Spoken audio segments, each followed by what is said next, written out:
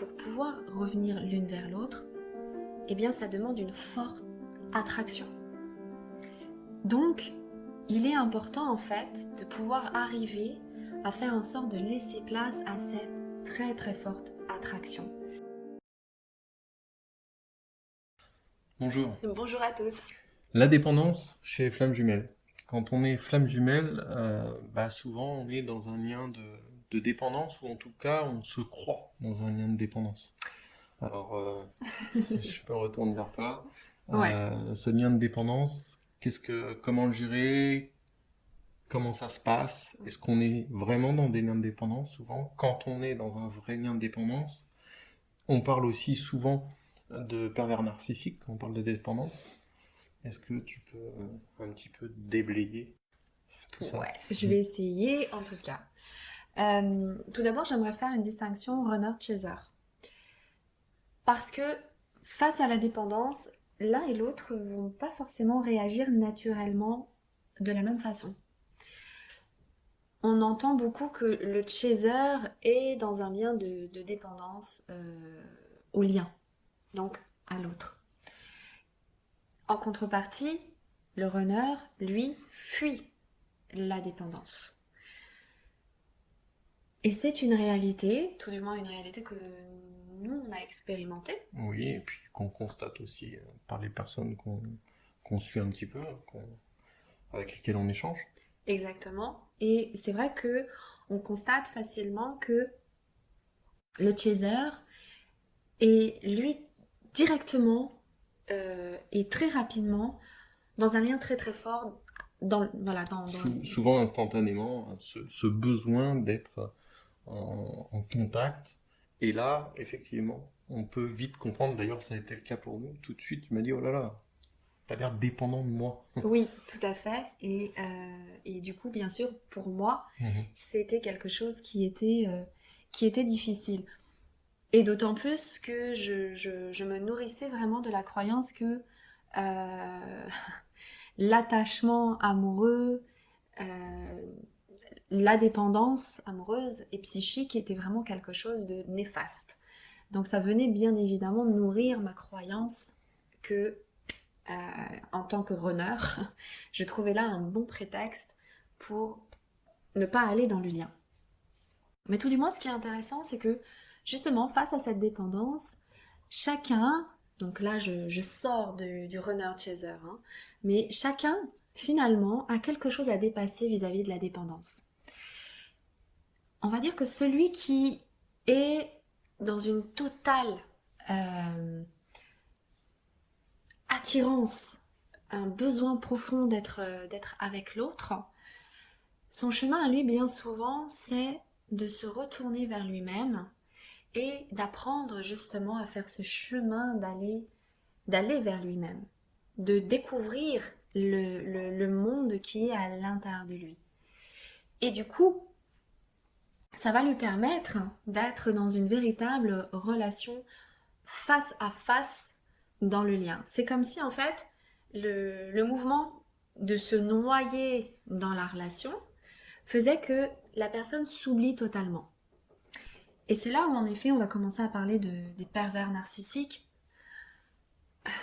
même si par rapport aux pervers narcissiques, c'est aujourd'hui la personnalité psychique à la mode. Il y avait un temps les paranoïaques, les bipolaires.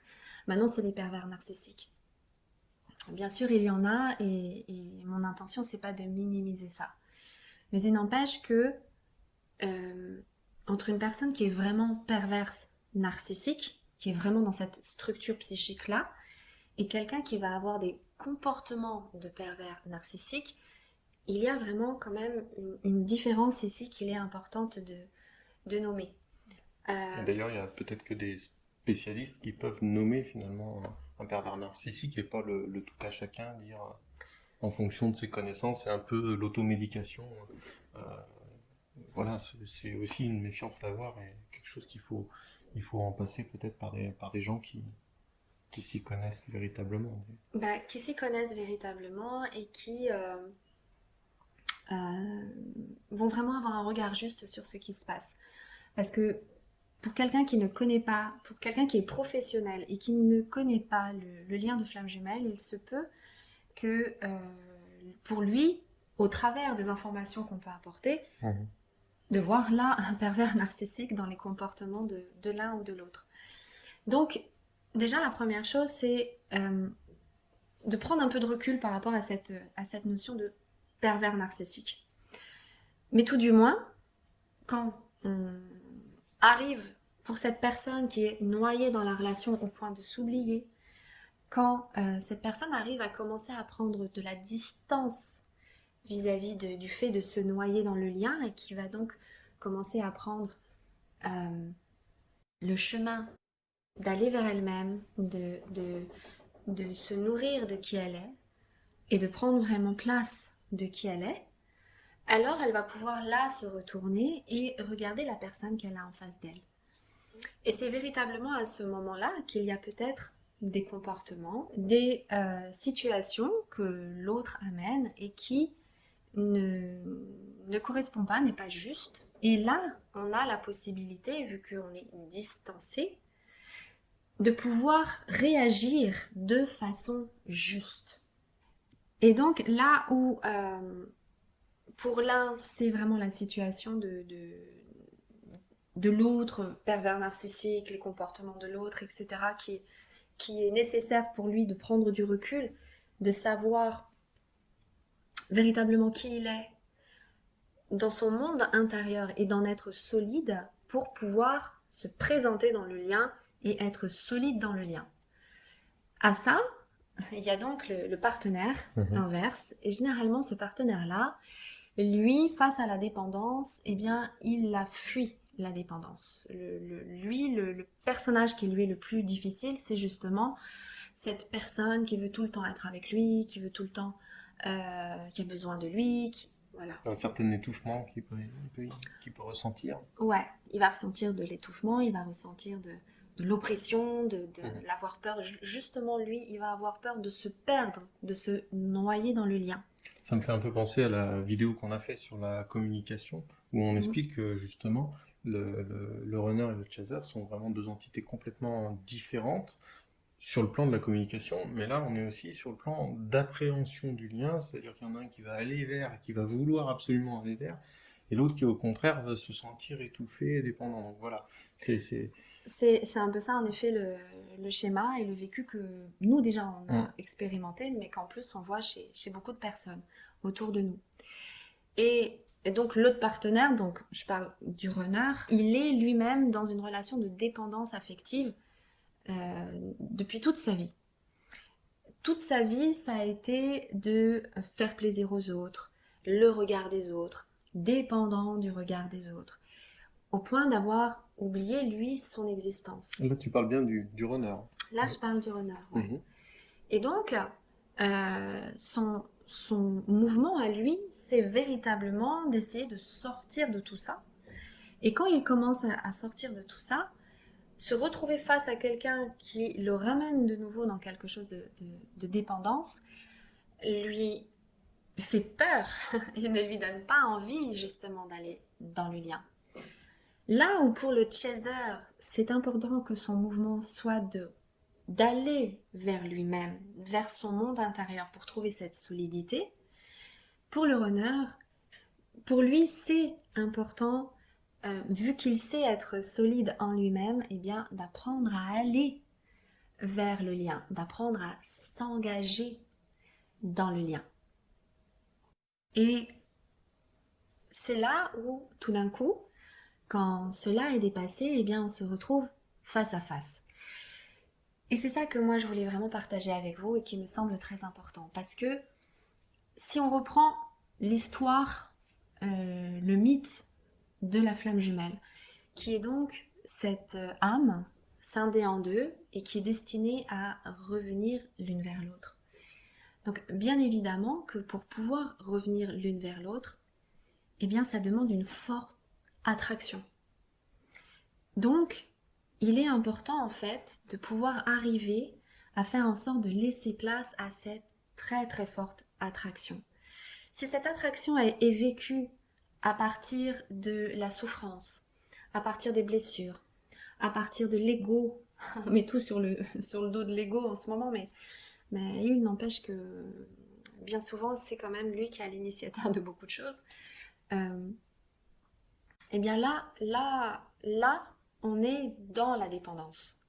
On est dans ces mouvements, dans ces joutes verbales, on en revient à la communication, mais dans cette intensité forte et plutôt destructrice. En tout cas, qui va amener beaucoup, beaucoup de difficultés dans le lien. Si par contre, on dépasse ça et qu'on arrive à un moment où il y a deux êtres totalement solides, totalement ouverts, totalement engagés, alors là, il y a toute la place, vu que tout le reste a été débarrassé, eh bien, il y a toute la place pour laisser cette attraction qui est là hein, depuis toujours. Hein. Mais là, elle est vraiment vécue dans l'amour, la, l'énergie et toute la libération qui permet cette attraction. Donc tout ça pour dire que depuis le début, il y a une attraction. Depuis le début. C'est simplement que comment elle est vécue, eh bien ça va amener soit une dépendance destructrice, inconfortable, difficile, ou amener une attraction puissante, intense et, et de réunification. Donc en fait, cette dépendance, c'est ce que l'on en fait qui amène soit à un résultat positif, c'est-à-dire à une liaison, un confort, une réunion quelque part, soit alors on peut en faire quelque chose donc au contraire qui écarte le lien, qui explose le lien ou qui le distancie. Ben, en tout cas, ouais, qui va le distancier, qui l'implose Mhm.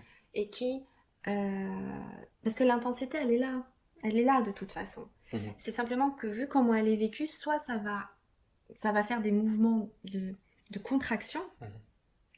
En fait, c'est vraiment comme une naissance.